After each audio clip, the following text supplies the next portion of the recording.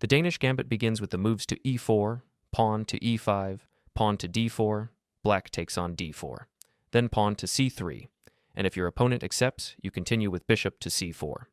You still do not care about the pawns. After pawn takes on b2, you calmly play bishop takes on b2. Yes, you have sacrificed 2 pawns, but now you have 2 powerful bishops aiming directly at your opponent's position along the long diagonals. You also have plenty of space to maneuver your pieces.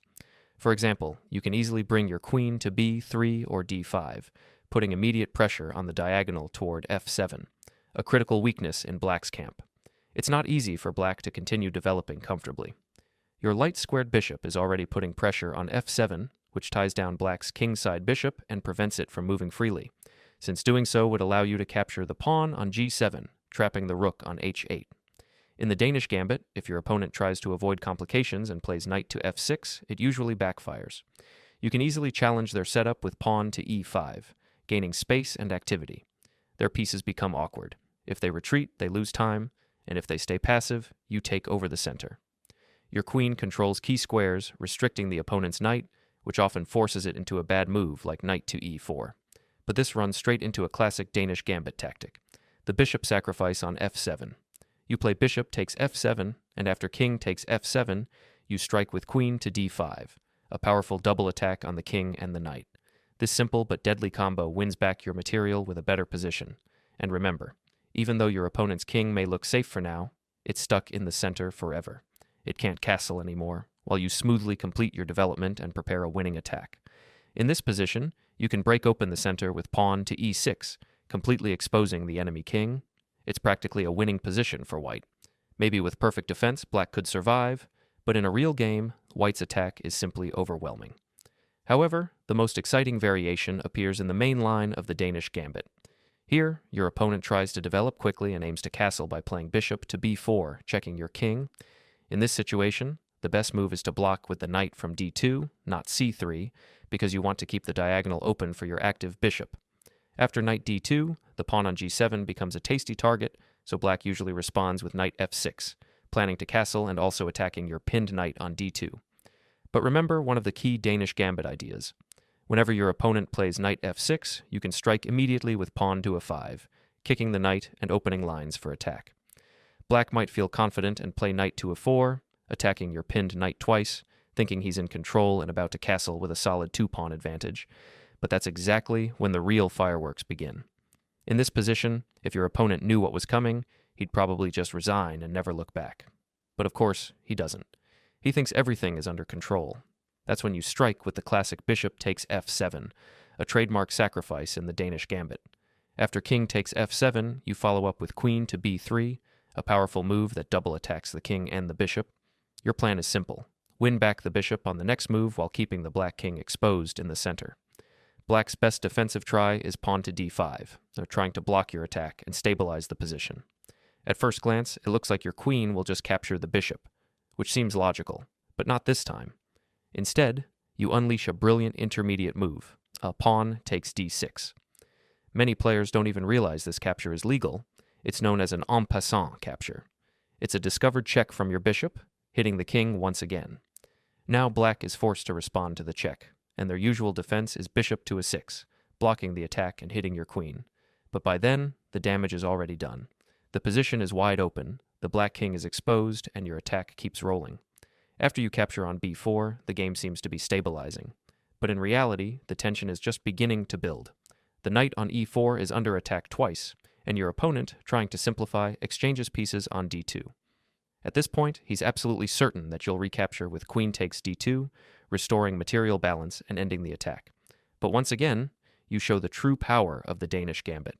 Instead of retreating or defending, you seize the initiative with the brilliant queen to f4. It's not just a check, it's a move that completely shifts the momentum of the game.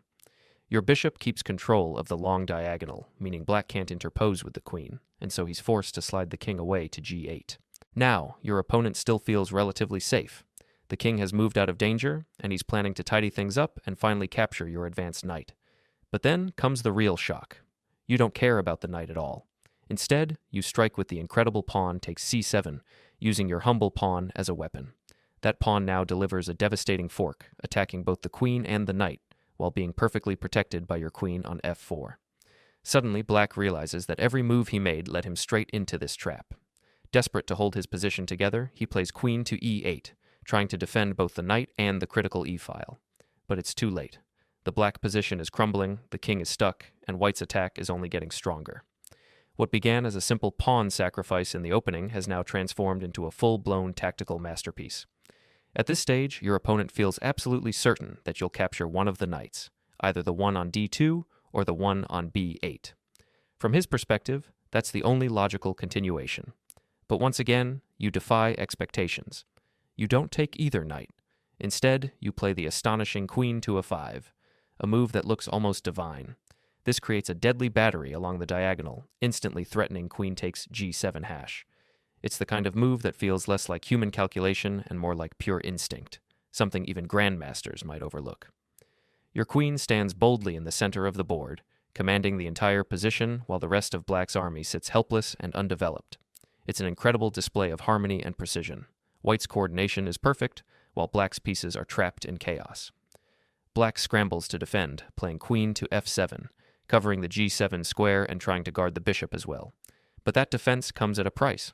The knight on b8 is suddenly left hanging, and now you finish the job in style. You capture on b8, not only winning the knight, but also promoting your pawn to a new queen. The same pawn that started its journey on e2, marched to e5, captured en passant on d6, advanced to c7, and now crowns itself on b8. A full journey from humble beginnings to glorious triumph. It's poetic, really. A pawn that fought its way through the entire battlefield to deliver victory. The Danish Gambit doesn't just give you an attack, it gives you a masterpiece on the board. Finally, you capture on b8, promoting your pawn into a brand new queen. And what a promotion it is. It's not just symbolic, it comes with a check to the black king and completely wrecks black's position. The board is in ruins. Black has no choice but to trade queens. After queen takes c5+, the king is forced to cover, and in a practical game, the simplest and most effective continuation is to recapture on d2, cleaning up the board. You emerge from the chaos up a rook and a knight, a completely winning endgame where your opponent has no realistic counterplay. But for the sake of beauty, let's look at what the computer suggests, a continuation that's almost artistic. Instead of immediately simplifying, the engine finds another elegant idea. Queen to e5 once again.